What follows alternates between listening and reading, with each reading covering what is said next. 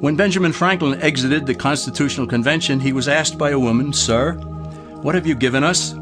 His immediate response was, "A republic, ma'am, if you can keep it." Yet most Americans today have been persuaded that our nation's governmental system is a democracy and not a republic. The difference between these two is essential in understanding Americanism and the American system. Before we discuss political systems, however, it's helpful to address the confusion that has been spread about the political spectrum. Many have been led to believe that the political spectrum places groups such as communists on the far left, fascists or dictators on the far right, and political moderates or centrists in the middle. However, a more accurate political spectrum will show government having zero power on the far right to having 100% power on the far left. At the extreme right, there is no government.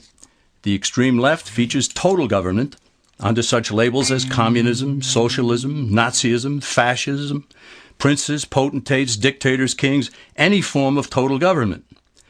Those who claim that Nazis and fascists are right-wing never define their terms. This amounts to spreading confusion. Toward the middle of the political spectrum can be found the type of government limited to its proper role of protecting the rights of the people. That's where the Constitution of the United States is.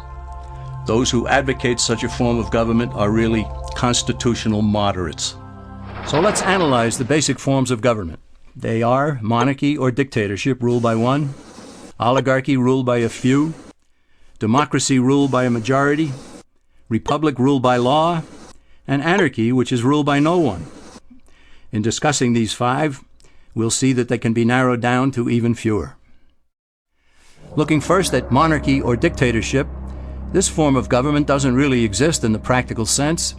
It's always a group that puts one of its members up front. A king has his council of nobles or earls, and every dictator has his bureaucrats or commissars, the men behind the scenes. This isn't ruled by one, even though one person may be the visible leader. It's ruled by a group. So let's eliminate monarchy, dictatorship, because it never truly exists. Oligarchy, which is ruled by a group, is the most common form of government in all history. And it is the most common form of government today. Most of the nations of the world are ruled by a powerful few, and therefore oligarchy remains. At the other end, we find anarchy, which means without government. Some people have looked over history and found that many of its worst crimes were committed by governments, so they decided that having no government might be a good idea. But this is a mistake, because as the ancient Greeks stated, without law there can be no freedom. Our founding fathers agreed and held that some amount of government is a necessary force in any civilized, orderly society. In a state of anarchy, however, everyone has to guard life, liberty, and property, and the lives of family members. Everyone must be armed, and movement is severely restricted because one's property has to be protected at all times. Civilized people have always hired someone to do the guarding, a sheriff, a police force, or some branch of government. Once law enforcement was in place, the people were freer. They could leave their property, work in the fields, and so on.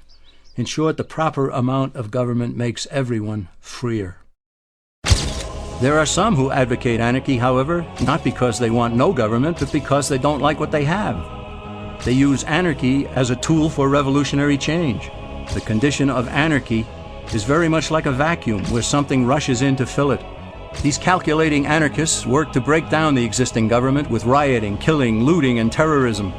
Tragically, the people living in such chaos often go to those best able to put an end to it and beg them to take over and restore order. And who is best able to put an end to the chaos? The very people who started it. The anarchists who created the problem then create a government run by them, an oligarchy, where they have total power. This is exactly what happened in Russia that led to Lenin taking total power, and in Germany where Hitler's brown shirts created the chaos that brought him to power. But anarchy isn't a stable form of government. It's a quick transition from something that exists to something desired by the power-hungry. It's a temporary condition, and because it isn't permanent, we eliminate it as well. The word democracy comes from two Greek words, demos, meaning people, and kratein, meaning to rule. Democracy, therefore, means the rule of the people, majority rule. This, of course, sounds good, but suppose the majority decides to take away one's home or business or children. Obviously, there has to be a limit.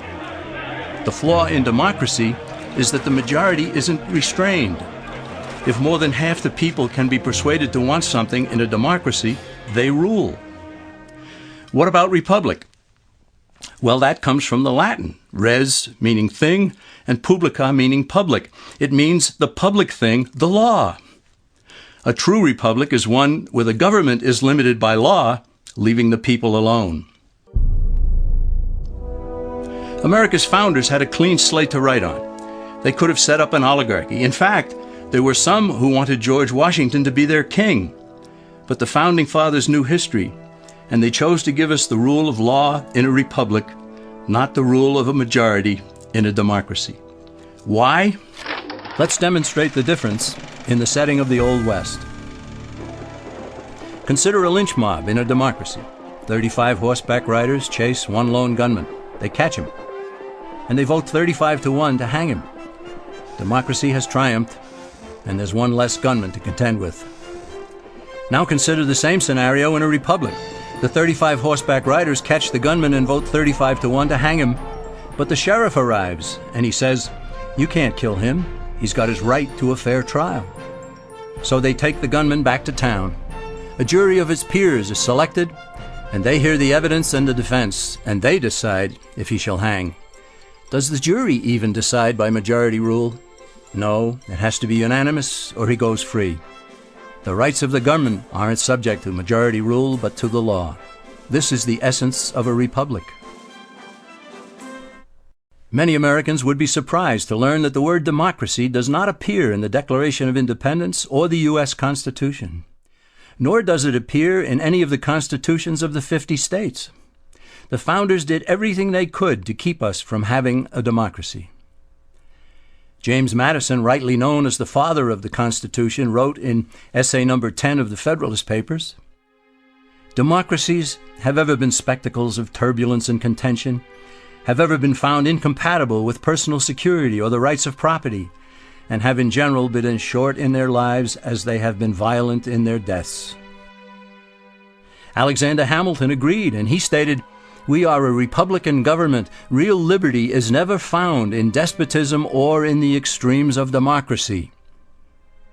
Samuel Adams, a signer of the Declaration of Independence, stated, "Democracy never lasts long. It soon wastes, exhausts, and murders itself."